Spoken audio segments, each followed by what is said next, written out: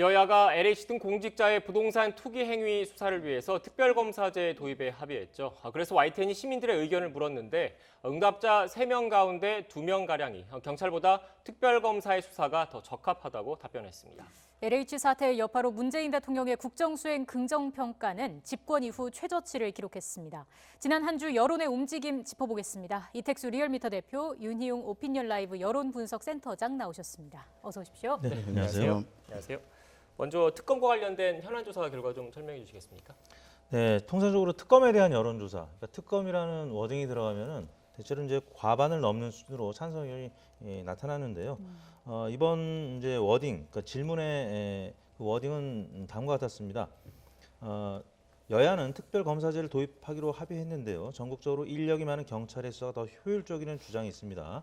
둘 중에 무엇이 더 적합하다고 생각하는지 물었는데요. 네. 그러니까 경찰 수사가 지닌 장점에 대해 충분히 설명을 했습니다. 그럼에도 불구하고 특별검사라는 응답이 65.2%, 과거에 했던 여론조사와 크게 다르지 않게 10명 중에 6명 이상이 특검 의견, 찬성 의견을 나타냈고요. 경찰 수사 의견은 26.9%로 한 절반도 못 미치는 그런 현격한 격차를 나타냈습니다. 예, 이게 지역이나 연령, 이념 성향과 상관없이 특검이 적합하다라는 여론이 높았는데 좀 세부적으로 봤을 때 눈에 띄는 부분이 있었습니까? 지역별로 봤을 때 보게 되면은 이제 뭐 서울이라든가 또는 이제 영호남 구분 없이 특별 검사가 수사를 하는 것이 낫다고 하는 응답들이 대부분 이제 높게 나타난 상황이고요. 네. 보시게 되면 뭐 충청 지역에서는 이제 유보 응답이 20.7%로 다른 지역보다 좀 높은 특성을 보이긴 했습니다만은 충청 지역 샘플 자체가 또 크지 않기 때문에 여기에 오차 범위는 또 훨씬 더 크기 때문에 특별한 이제 의미를 부여할 건 아니고 지역과 상관없이 어느 지역이든 간에 경찰이 조사하는 것보다 수사하는 것보다 특별 검사가 수사하는 것이 더 낫다는 응답들이 뭐 전반적으로 높은 특성들을 보여주고 있고요. 연령대별로 봤을 때도 지금 보시게 되면 뭐 20대에서 65% 정도, 40대에서 또 63%, 60대에서 또 67% 이렇게 이제 연령대에서도 뭐 다소가 이제 수치의 높낮이 차이는 있겠습니다만 전반적으로 특별검사제에 대해서 선호하는 그런 응답들을 보여주고 있고요. 또 나아가서 이념 성향별로 봤을 때도 보수층, 중도층에서는 뭐 훨씬 이제 특별검사제 도입에 대해서 높은 이제 찬성 의견을 보이고 있고 진보 성향층에서도 60.8%가 상당히 높은 수치인데요. 이렇게 이제 검사에 대해서 수사하는 것이 낫다고 하는 응답들이 높았는데 그만큼 이 사안은 어떤 정치적으로 국민들이 바라보는 것이 아니라 어떤 이제 민생과 관련한 사안으로서 이제 정치적 성격과는 이제 다른 의미로 받아들이기 때문에 더욱 엄격한 방식으로 이제 수사가 진행되는 것이 바람직하다라고 하는 것을 보여주고 또 한편으로 국민적인 어떤 불신과 분노가 상당히 이제 높다는 것을 이런 지표에서 확인할 수 있는 것 같습니다. 네. 지지 정당별로도 차이가 있었던 것 같은데 특히 무당층의 답변이 좀 주목할 부분이라면서요. 네, 무당층이 이제 66.2%가 특검이 좋다는 의견을 나타냈고요.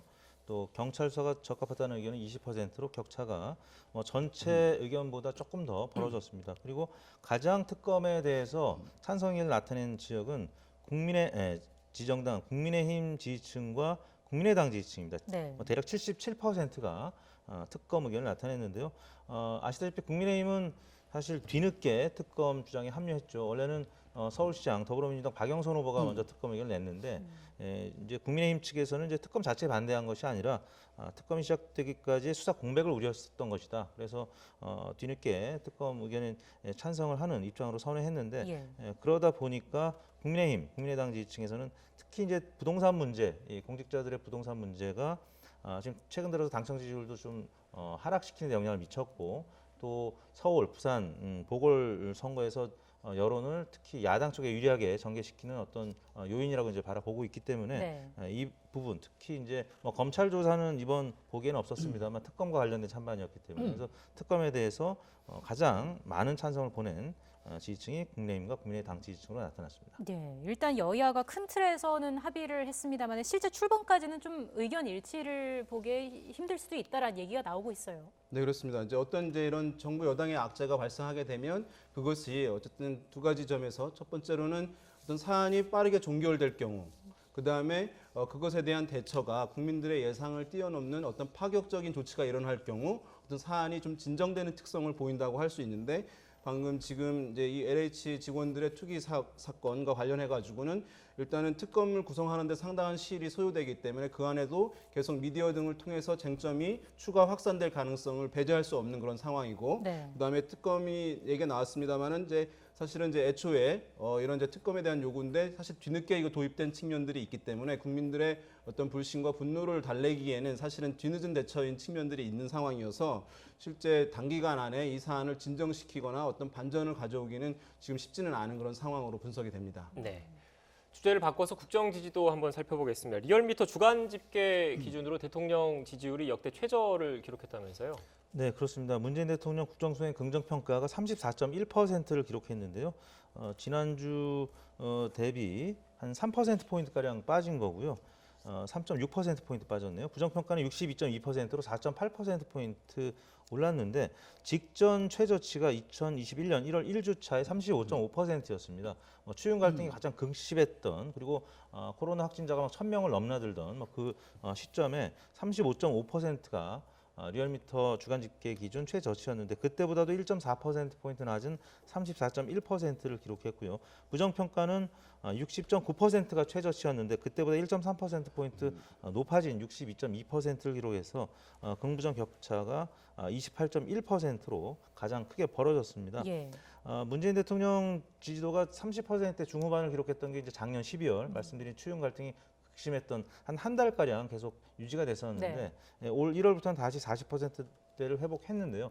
중요한 거는 4월 7일 재보궐선거 때까지 40%대를 회복하느냐 마느냐의 여부가 보궐선거에 큰 영향을 미칠 수밖에 없습니다. 왜냐하면 현직 대통령에 대한 중간 평가적인 성격도 분명히 있기 때문에 그 부분을 좀 중요하게 봐야 될 부분인 것 같습니다. 예, 재보궐선거 말씀을 해주셨는데 선거가 치러지는 서울, 부울경 지역의 국정 지지도는 어땠습니까? 예, 뭐 오차 범위 내의 변화이긴 합니다만은 수치상 봤을 때 서울에서도 대통령 국정수행 평가의 긍정 평가율이 좀 낮아지는 경향들을 보이고 있고, 또 부산, 울산, 경남, 부산이 포함된 지역인데요. 이 지역에서도 30%를 넘지 못하는 이제 좀 20% 후반대의 대통령 국정 지지율 수치를 보여주고 있는 그런 상황이어서. 예. 어쨌든 이제 정부 여당의 평가 중에 중요한 지표 중에 하나인 상황이긴 한데요. 물론 이제 이것이 어떤 정치적인 지지 성향을 100% 보여준다고 볼 수는 없습니다만은 그럼에도 불구하고 선거가 치러지는 이제 서울과 부산 지역을 봤을 때 대통령에 대한 평가가 이제 부정적인 평가가 훨씬 이제 높은 상황, 또 긍정적인 평가가 좀 계속해서 제약되고 있는 상황이라는 점을 감안하게 되면 여권에서 어쨌든 이제 선거를 치는데 상당히 지금 쉽지 않은, 그래서 고전을 할 수 있는 그런 이제 분위기인 것을 좀 보여주고 있는 것 같습니다. 네. 광주 전라 지역 지지율도 좀 한번 살펴봐야 될 것 같은데 어떻습니까? 네, 이번 주 집토끼라고 할 수 있는 광주 전라 지역에서도 한 5.8%포인트가량 빠졌습니다. 가장 많이 빠진 지역은 이제 대구 경북 지역이었고요. 네. 그다음이 이제 광주 전라였고 대전, 충청, 세종이 그 다음을 이뤘습니다. 뭐 부산 경남도 좀 빠졌고요. 그래서 뭐 지역별로 뭐 정도의 차이는 있었습니다만 좀 고르게 빠진 측면이 눈에 띄는데요. 결국에는 이제 LH발 부동산 투기 논란 이 부분이 결정적으로 영향을 미쳤던 것 같고요.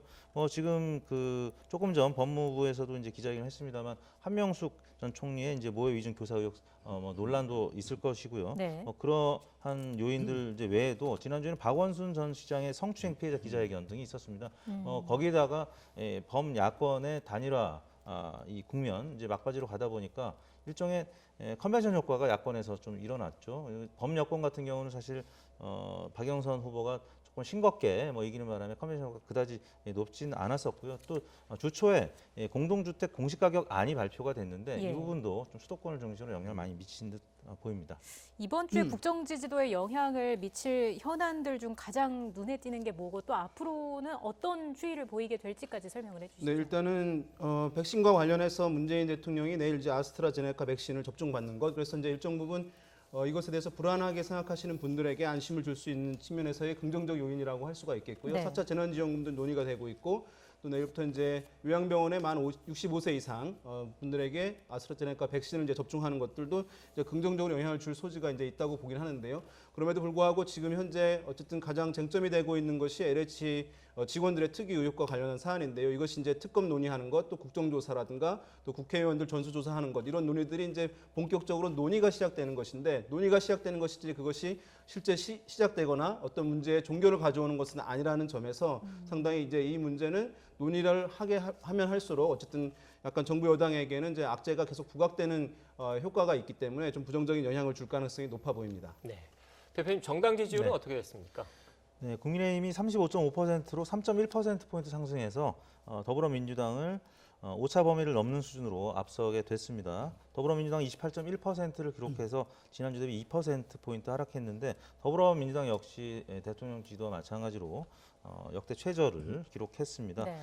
그 전에 최저치는 29.3%였습니다. 역시 올 초 1월 첫째 주 지지도가 29.3이었는데 그때보다 1.2%포인트 낮은 28.1%를 기록했습니다. 지금 범야권은 거듭해서 말씀드리지만 예측이 불가능할 정도로 오세훈 안철수가 치열한 그런 수싸움을 해왔었고요. 예. 단일화 룰이 이제 겨우 결정이 됐었습니다만 이 단일화와 과정과 관련해서 뭐 양보 배틀까지 할 정도로 그 정도로 많은 주목을 받고 있기 때문에 이 단일화 이 과정이 맞춰지는 순간까지는 범야권은 좀 지지율이 계속 상승할 가능성이 있는 거고요. 그러니까 이번 주 빠르면 내일이나 모레 이제 결정이 될 텐데 단일화 구도가 결정이 돼서 1대1 구도가 되면 이제 박영선 후보든 아니면 더불어민주당의 지지도든 문재인 대통령 지지도도 또 회복될 가능성이 조금은 더 높아 보이는데요. 네. 현재까지는 그런 과정을 통해서 국민의힘이 지난 총선 이전의 지지율로 크게 회복한 수준을 나타내고 있습니다.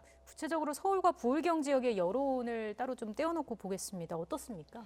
예, 정당 지지도 지금 보고 계신데요. 정당 지지도는 사실 어느 정당을 지지하십니까라고 하는 질문에 대한 답입니다. 그러니까 예. 대통령은 일을 잘한다고 보십니까, 잘 못한다고 보십니까라고 질문하는 것이기 때문에 사실 어떤 사안에 대해서 그것의 이제 지표의 변화 폭이 사실 상대적으로 크고 정당 지지도는 상대적으로 이제 그렇게 크지 않은 편이라고 할 수 있습니다. 그러니까 무거운 이제 그런 이제 지표라고 할 수가 있어서 쉽게 변하지 않는 것인데요. 그래서 그만큼 선거를 앞둔 상황에서는 대통령 평가보다는 정당 지지율을 상당히 이제 중요하게 읽힐 수밖에 없는 그런 이제 지표라고 할 수 있는데 지금 보시게 되면 선거가 치러지는 서울과 같은 경우에 국민의힘의 정당 지지율은 40% 육박하는 38.9%이고 여당인 더불어민주당의 정당 지지율은 서울에서 26.2%로 이 조사에서 나왔습니다. 상당히 이제 격차가 있고 또 부산이 포함되어 있는 이제 부울경 지역의 정당 지지율을 보게 되면 이 지역에서 국민의힘의 정당 지지율은 40%를 넘는 데 비해서 여당인 더불어민주당은 이제 20% 중반대이기 때문에 격차가 또 상당한 그런 상황입니다. 그래서 아까 이 대표님 말씀하신 대로 서울을 중심으로 봤을 때 야권의 이제 이슈가 주목되고 언론이라든가 대중들의 관심이 높아지면서 여당으로서는 이제 어떤 선거 캠페인을 적극적으로 하기 어려운 그런 상황이어서 여러 가지 좀 이제 캠페인도 위축되고 정당 지지율도 위축되는 그런 상황인데 후보가 정해졌을 때 과연 여권에서 이런 이제 상황들을 반전시킬 수 있는 이제 그런 캠페인을 벌일 수 있는지 어떤 그런 추가적인 반전의 카드를 내놓을 수 있을지 여부가 상당히 이제 중요하다고 할 수 있을 것 같습니다. 네. 앞서 대표님께서 간략하게 언급해 주시긴 했는데 서울과 부산 재보궐선거 구체적으로 좀 여론조사 추이를 좀 볼까요? 뭐 어제 방송 3사 조사 결과도 발표가 됐고 오늘 또 한 일간지 조사 결과가 발표가 됐는데요.